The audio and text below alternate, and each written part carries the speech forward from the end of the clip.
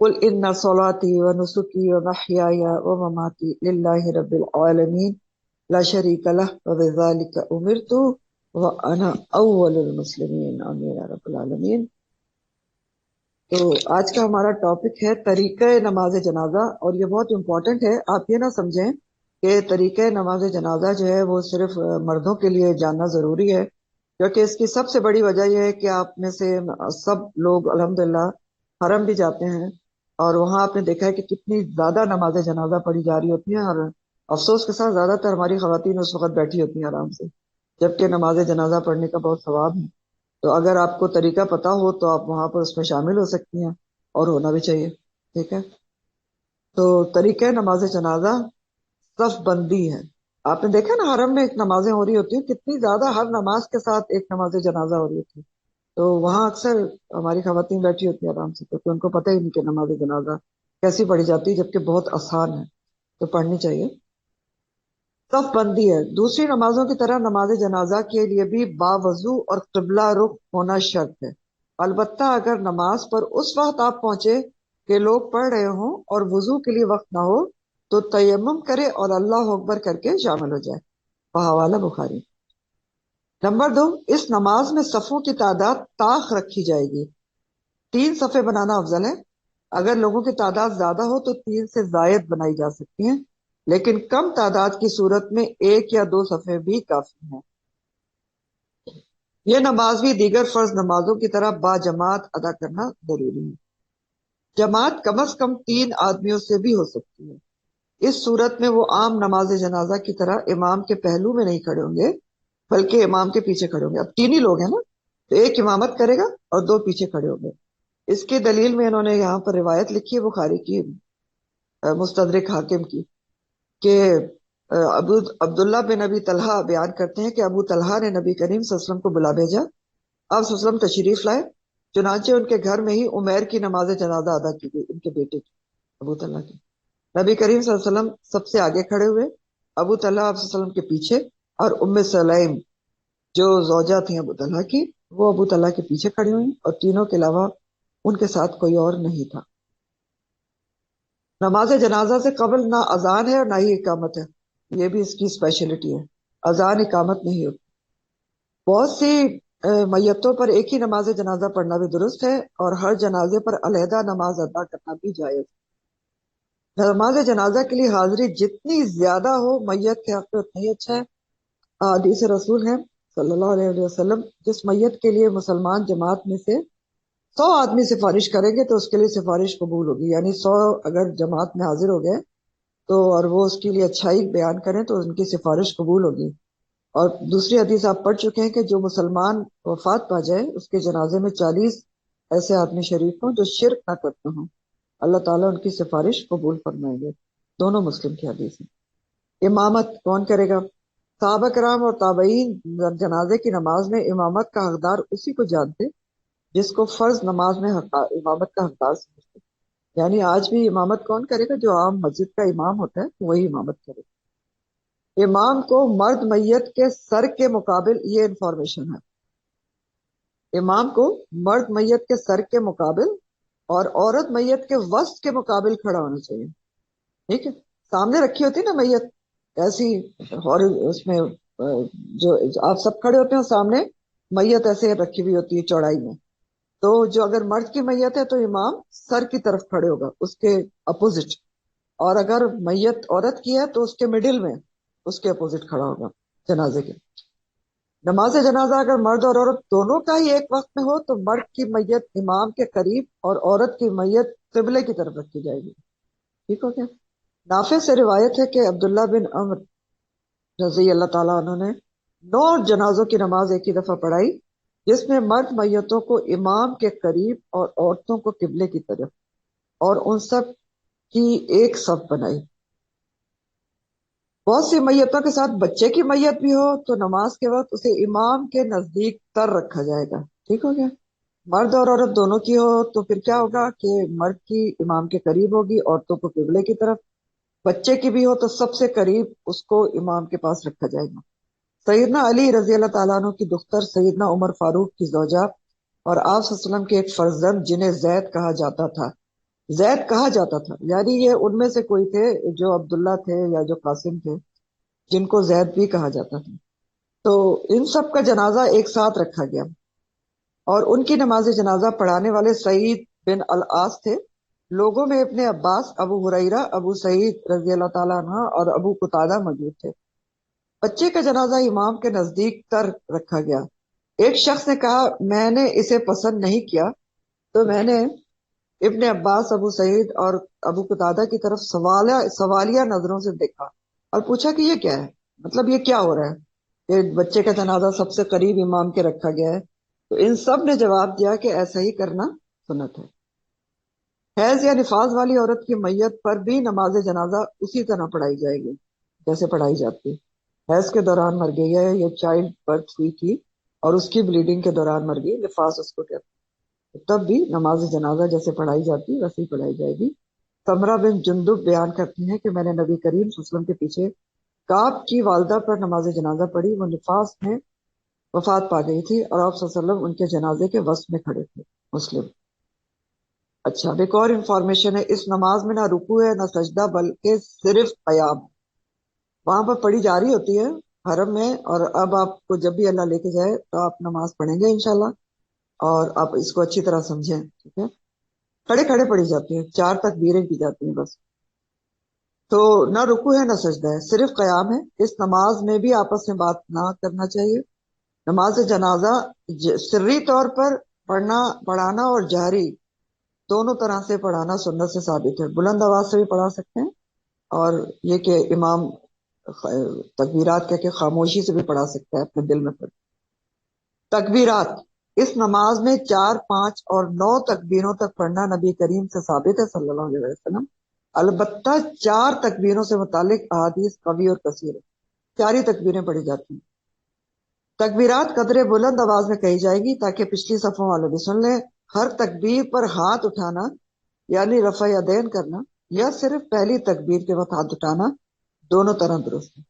یعنی آپ چاروں تکبیر پر بھی اللہ اکبر کہہ کے ہاتھ اٹھا سکتے ہیں، اور صرف پہلی پر بھی اٹھاتے ہیں اور باقی 3 پر نہیں اٹھاتے، تو دونوں طرح ہو سکتا ہے. اب چاروں تکبیرات کے بعد آپ نے کیا کرنا ہے؟ پہلی تکبیر ہو گئی اللہ اکبر. اب اس کے بعد اگر وہ نماز سری ہے، وہ تو نہیں پڑھ رہے زور سے، تو آپ کیا کریں گے؟ پہلی تکبیر ہو گئی نا، اس کے بعد آپ سورہ فاتحہ پڑھیں گے اور اس کے ساتھ کوئی دوسری سورت بھی ملانا درست ہے. ہو گیا. اب دوسری تکبیر پھر کہے گا امام اللہ اکبر. اب اس کے بعد آپ کیا پڑھیں گے؟ درود ابراہیمی پڑھیں گے جو آپ تشہد میں پڑھتے ہیں. پھر تیسری تکبیر ہوگی اللہ اکبر. اب آپ کیا پڑھیں گے؟ میت کی بخشش کے لیے مسنون دعائیں جو ہیں وہ پڑھیں گے.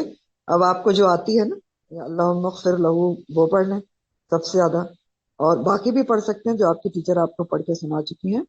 میت کی بخشش کی دعائیں، اور وہ صفحہ نمبر 329 پر ہے، وہ انہوں نے سنا دی آپ کو، تو آپ وہاں سے دیکھ سکتے ہیں. لیکن سب سے اچھی آسان دعا وہی ہے جو ہم پڑھتے رہتے ہیں، اللہم اغفر لہو. تو تیسری تکبیر کے بعد آپ دعائے مغفرت پڑھیں گے، اب چاہے جو بھی پڑھیں. چوتھی تکبیر کے بعد کیا ہوگا؟ سلام پھیر دیا جائے گا. ٹھیک ہے، آہستہ سلام پھیرنا سنت ہے. اب نماز جنازہ 2 سلام کہہ کے ختم کرنا یا ایک ہی سلام پر ختم کرنا، دونوں سنت کے طریقے سے ثابت ہیں. اس لیے صرف ایک سلام ہی پر اکتفا کرنا بھی جائز ہے. اور حرم میں نے دیکھا ہے کہ وہ صرف ایک ہی سلام کرتے ہیں، یعنی چوتھی تکبیر کے بعد سلام پھیر دیتے ہیں صرف رائٹ سائڈ پہ. ٹھیک ہے، تو لیکن دونوں طرف بھی کیا جا سکتا ہے. تو اب نماز جنازہ ختم ہو گئی. آپ لوگ کائنڈلی اپنے مائک سے خیال رکھیں، آپ کی بڑی مہربانی ہوگی. تو سیدنا ابو ہریرہ بیان فرماتے ہیں کہ رسول اللہ صلی اللہ علیہ وسلم نے 4 تکبیروں سے نماز جنازہ ادا فرمائی اور ایک سلام پھیرا، اس لیے ایک سلام پھیرتے. ٹھیک ہو گیا. 4 تکبیریں کہی جائیں گی. پہلی تکبیر کے بعد آپ سورہ فاتحہ پڑھیں گے، کوئی اور سورت ملا لیں. دوسری تکبیر کے بعد درود ابراہیمی پڑھیں گے. تیسری تکبیر کے بعد دعائے مغفرت پڑھیں گے. چوتھی تکبیر کے بعد سلام پھیر دیں گے. نماز ہو گئی. اتنی آسان ہے اور ہم اس کو چھوڑ دیتے ہیں، بیٹھے ہوتے ہیں. خواتین کیا کریں؟ جس مسجد یا جنازہ گاہ میں خواتین کے لیے علیحدہ اور مناسب انتظام موجود ہو، وہاں وہ نماز جنازہ میں شریک ہو سکتی، جیسے حرمین شریفین میں. ٹھیک ہو گیا. تاہم میت کے گھر میں فارغ بیٹھے دنیاوی گفتگو کرنے سے بہتر ہے کہ وہ بھی میت کی مغفرت کے لیے صفحہ 329 پر دی گئی مسنون دعائیں پڑھتے ہیں. ٹھیک ہے. اب آپ دیکھیں، یہ میں آپ لوگوں کو سکھاتی رہتی ہوں کہ خواتین نہیں جاتی نا قبرستان جنازے کے ساتھ، تو آپ فوٹو اسٹیٹ کرا کے رکھے ہیں دعائیں مغفرت، اور بہت زیادہ وہ پڑھوائیں. اس کے علاوہ میت کے گھر والے اس موقع پر یہ دعا مانگیں: اللہم اغفر لی ولہ وعاقبنی منہ عقبا حسنا. اے اللہ میرے اور اس مرنے والے کی بخشش فرمانا اور مجھے اس کا بہترین بدلہ عطا کرنا. تو بدلہ عطا کرنا یعنی اجر اور نعم البدل دونوں ہی مراد. نماز جنازہ اور دفنانے کے اوقات. مندرجہ ذیل اوقات میں نماز پڑھنے اور میت دفن کرنے سے منع کیا گیا ہے. کون سے اوقات میں نماز جنازہ اور دفن سے منع کیا گیا ہے؟ جب سن رائز ہو رہا ہو، سورج طلوع ہو رہا ہو، جب عین دوپہر ہو حتیٰ کہ سورج ڈھلنے لگے، وہ جو آپ کہتے ہیں نا زوال کا وقت، یہ وہی تینوں وقت ہیں جس وقت نماز سجدہ بنا ہے. نمبر 3، جب سورج غروب ہو رہا ہو یہاں تک کہ پوری طرح غروب ہو جائے. دن کے اوقات میں دفنانا مستحب ہے، اور مجبوری میں رات کے وقت دفنانا جائز ہے. مستحب کیا ہے کہ دن کے وقت. نبی کریم صلی اللہ علیہ وسلم نے رات کے اوقات میں میت کو دفن کرنے سے سختی سے منع فرمایا، وہ اس کی نماز جنازہ ہی کیوں نہ ادا ہو چکی ہو، سوائے اس کے کہ آدمی مجبور ہو. یہ بھی بہت بڑی انفارمیشن ہے کہ رات کو اوائڈ کرنا چاہیے. اور مجبور ہو، مجبور کیسے؟ کہ مثلا میت کا جسم صبح تک خراب ہونے کا اندیشہ ہے، گرمی ہے بہت زیادہ، یا اس کی خدا نہ کرے کچھ اس طرح سے ڈیتھ ہوئی ہے کہ مزید تو ڈیکمپوزیشن وغیرہ ہو جائے گی، یا تدفین کے ساتھ جانے والے دور کی مسافت طے کر کے آئے ہیں، جنہوں نے نماز جنازہ میں شرکت کرنی ہے، بہت دور سے آئے ہیں اور ان کا راستہ بھی دشوار ہے، پرخطر ہے، تو بحفاظت واپسی کو یقینی بنانے کے لیے تدفین سے جلدی فارغ ہونا ضروری ہے، یا اور کوئی حقیقی عذر ہے تو ایسی صورت میں رات کو دفنانا جائز ہے، ورنہ دن میں کرنا چاہیے. سیدنا ابو بکر کو رضی اللہ تعالیٰ عنہ کو رات میں دفن کیا گیا تھا. اب یہاں پر انہوں نے کچھ کلیکٹیولی جو ہے آیات لکھی ہیں جو یوم آخرت کے حوالے سے ہیں، اور بہت ہی غور طلب آیات ہیں ہمارے لیے. کہ اب دیکھیں نا، مرنے کا ذکر چل رہا ہے، جنازوں کا ذکر چل رہا ہے، اور ہم جو ہے بہت سے جنازے اٹینڈ کرتے ہیں اور بہت سے لوگوں کے پاس تعزیت کے لیے جاتے ہیں. اس وقت ہمارے سوچنے کی کیا بات ہوتی ہے، وہ یہاں پر ہمیں اس کی طرف توجہ دلائی جا رہی ہے کہ ہم اس وقت یہ سب باتیں سوچیں جو قرآن نے ہمیں سوچنے کے لیے کہا ہے. تو وہ آیتیں یہاں پر بتائی جا رہی ہیں کہ جب کوئی مرتا ہے تو ہمارے اس سے سبق لینے اور سوچنے کی بات کیا ہوتی ہے، اس کے مطابق آیات ہیں. فیصلوں کا دن. علمت ان نفس ما احضرت، سورہ تکویر کی آیت ہے. ہر شخص جان لے گا اس دن کہ وہ کیا لے کر آئے. ہر چیز، ہر انسان کو پتہ چل جائے گا اس دن کہ وہ کیا لے کر وہاں پہنچا ہے، اور انڈیویجولی ہر کسی کو پتہ چلے گا. وہ سورہ کہف میں آپ پڑھتے ہیں نا کہ اعمال نامہ دیکھ کر انسان کہے گا مالی حاضل کتابی لا یغادر صغیرۃ ولا کبیرہ الا احصاها. کیسی کتاب ہے، چھوٹی سے چھوٹی اور بڑی سے بڑی چیز اس میں لکھی ہوئی ہے، ایک ایک چیز گن کر لکھی ہے. تو ہر شخص جان لے گا کہ وہ کیا لے کر آیا اس دن. تو ہر کسی کو پھر کس چیز کی فکر کرنا چاہیے، ہاں، کہ وہ خود کیا لے کر جا رہا ہے، کیا جمع کر رہے ہیں وہاں کے لیے، کیا بینک بیلنس ہے اس کا آخرت کے لیے. پھر سورہ شعراء کی آیت ہے یوم لا ینفع مال ولا بنون. اس دن نہ کوئی مال فائدہ دے گا نہ ہی اولاد. بہت غور طلب بات ہے.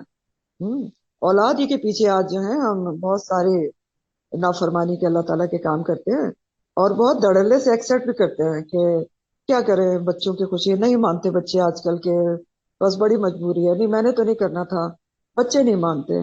تو آپ دیکھ لیں، اور بھی بہت سارا بتایا جائے گا کہ کس کس کی بات سفارش کوئی کام نہیں آئے گا.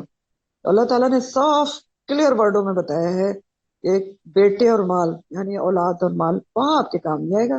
سن لیں آپ یہاں بچوں کی، کر لیں اللہ کی نافرمانی، رسول کی نافرمانی صلی اللہ علیہ وسلم کی، لیکن وہاں وہ آپ کو نہیں بچائیں گے. پھر ہے سورہ دخان کی آیت ہے یوم لا یغنی مولن ان مولن شیئا. جس دن کوئی دوست اپنے دوست کے کام نہیں آئے گا. اور آج ہم دوستوں کے لیے بھی بہت ساری اللہ اور رسول کی نافرمانی کرتے ہیں. دوست ہے نا میری، اب اس کی بیٹی کی ڈھولکی تو میں اپنے گھر میں کروں گی. دوست ہے، بہت گہری دوستی ہے، تو دوستی نبھانے کے لیے اس کی مہندی میں اپنے گھر میں کروں گی. لیکن اللہ تعالیٰ فرما رہے ہیں کہ اس دن تو کوئی دوست کسی دوست کے کام نہیں آئے گا۔ پھر ہے سورہ عبسہ کی آیت ہے، یوم یفر المرء من اخیہ و امہ و ابیہ و صاحبتہ و بنیہ، آدمی اس دن اپنے بھائی سے اور اپنی ماں سے اور اپنے باپ سے اور اپنی بیوی سے اور اپنے بیٹوں سے بھاگے گا۔ اب بتائیں کون بچ گیا پیچھے جو کام آ جائے گا؟ بچ گیا کوئی؟ ہاں؟ کوئی بھی کام نہیں آئے گا۔ اور ان سب میں بھی دیکھیں تو آپ سوچیں کہ کبھی ایسا بھی ہوتا ہے کہ مائیں جو ہیں وہ کمپیل کر دیتی ہیں آپ کو اللہ تعالیٰ کی نافرمانی کرنے پر۔ تم نے بڑا نیا نوا دین سیکھ لیا ہے، ہاں، تو تم کیا کرنے چلے ہو؟ ہمارے تو خاندان میں ہمیشہ سے ایسا ہوتا ہوا آیا ہے۔ تو اللہ تعالیٰ بتا رہے ہیں کہ کوئی بھی اس دن سب انسان بھاگے گا، ماں بھی دور بھاگ جائے گی، باپ بھی دور بھاگ جائے گا، بیوی کی طرف بھی نہیں دیکھے گا انسان۔ اور آج بیویاں اپنے شوہر کے کہنے سے اور شوہر اپنی بیویوں کے کہنے سے بہت زیادہ اللہ کی نافرمانی کے کام کرتے ہیں۔ بیویوں کے پاس تو بہت آسان ایکسکیوز ہے، سوری ٹو سے، بٹ کہ وہ کہتی ہیں کہ ہمارے شوہر کو جو ہے وہ سر ڈھکنا پسند نہیں ہے، یا ہمارے شوہر جو ہے ان کو پردہ پسند نہیں ہے، یا ہمارے شوہر کو جو ہے وہ بہت ساری باتیں ایکسکیوزز ہوتے ہیں، جبکہ ہمیں اچھی طرح پتا ہوتا ہے کہ شوہر بیچارے کتنا کوئی اپنا حکم چلا سکتے ہیں۔ اور اسی طرح پھر شوہر بھی اپنی بیویوں سے بھاگیں گے، اور یہاں وہ بیویوں کے کہنے پر بہت سارے کام کرتے ہیں، وہ بھی رشوت بھی لے لیتے ہیں کہ اچھا بیوی کی خواہش پوری کرنی ہے۔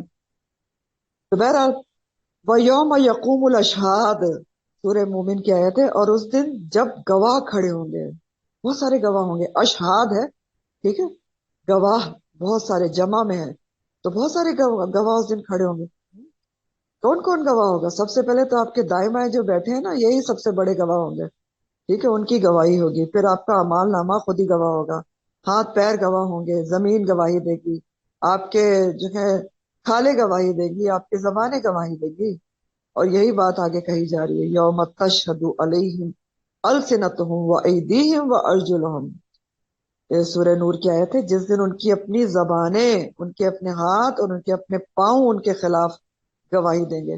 اور جگہ قرآن میں آتا ہے کہ کھال بھی گواہی دے گی، اور انسان کہے گا کہ تم میرے خلاف کیوں بول رہی ہو؟ میں تو ساری عمر تمہارے لیے فیشیل ہی کرواتی رہی اور پتہ نہیں کتنی کتنی مہنگے کریمیں لگاتی رہی۔ تو کھال کہے گی کہ میں کیوں نہ اس کے حق میں بولوں جس نے مجھے بولنا سکھایا ہے۔ تو ہاتھ پیر کھال اور پتہ نہیں کون کون چیزیں گواہی دیں گی۔ اور ولا تظلموا تظلموا نفس شیئا، کسی شخص کے اوپر بھی ذرا بھی ظلم نہیں کیا جائے گا۔ تو آپ اگر کلیکٹیولی دیکھیں تو بہت ہی دل ہلا دینے والی آیات ہیں۔ پھر حدیث لکھی ہوئی ہے ظلم کی تلافی، اور یہ بھی بہت غور طلب حدیث ہے۔ رسول اللہ صلی اللہ علیہ وسلم نے فرمایا، اگر کسی شخص نے دوسرے شخص پر ظلم کر رکھا ہے، چاہے وہ جانی ظلم ہو یا مالی ظلم، آج وہ اس سے معافی مانگ لے دنیا میں، یا سونا چاندی دے کر اس دن کے آنے سے پہلے حساب صاف کر لے۔ جانی ظلم کیا ہے یا مانی ظلم کیا ہے، مالی ظلم کیا ہے، یا کسی بھی طریقے سے ظلم کیا ہے، کچھ سنائی ہے اس کو، اس کا دل دکھائے، معافی مانگ لے۔ یا اگر مالی طور پر ہے تو سونا چاندی دے کر اس دن کے آنے سے پہلے حساب صاف کر لے۔ کس دن کے آنے سے پہلے؟ جس دن نہ درم ہوگا اور نہ دینار ہوگا، نہ سونا چاندی، اور یہ سب ہوتا بھی تو کچھ کام نہیں آئے۔ تو بہت ہی امپورٹنٹ حدیث ہے یہ بھی، کہ آج اگر ہم نے کسی پر ظلم و زیادتی کی ہے، سوچیں، ڈھونڈیں اور اس سے معافی مانگ لیں اپنی انا کو پیچھے رکھ کر، کیونکہ اس دن تو کوئی چیز پھر کمپنسیٹ نہیں کرے گی اس کو، اس کی ذاتی کو، اور ہماری خدا نہ کرے نیکیاں اٹھا کے اس کو دے دی جائیں گی، ٹھیک ہے، کمپنسیشن کے اندر، اور وہ بھی پوری نہ ہوئی تو پھر اس کی جو برائیاں ہیں وہ ظلم کرنے والے کے کھاتے میں ڈال دی جائیں۔ ایک شاعری لکھی ہوئی ہے جو بہت ہی غور طلب ہے یہ بھی، مسافر کی منزل، دنیا کے مسافر منزل تیری قبر ہے، طے کر رہا ہے جو تو وہ طے کر رہا ہے جو تو 2 دن کا یہ سفر ہے، دنیا کے اے مسافر منزل تیری قبر ہے۔ جب سے بنی ہے دنیا لاکھوں کروڑوں آئے، باقی رہا نہ کوئی مٹی میں سب سمائے، اس بات کو نہ بھولو سب کا یہی حشر ہے، دنیا کے اے مسافر منزل تیری قبر ہے۔ یہ عالی شان بنگلے کسی کام کے نہیں ہیں، محلوں میں سونے والے مٹی میں سو رہے ہیں، 2 گز زمیں کا ٹکڑا چھوٹا سا تیرا گھر ہے، دنیا کے اے مسافر منزل تیری قبر ہے۔ آنکھوں سے تو نے اپنی دیکھے کئی جنازے، ہاتھوں سے تو نے اپنے دفنائے کتنے مردے، انجام سے تو اپنے کیوں اتنا بے خبر ہے، دنیا کے مسافر منزل تیری قبر۔ یہ ہم اگر یاد رکھ لیں تو ہم ساری برائیاں چھوڑ دیں گے۔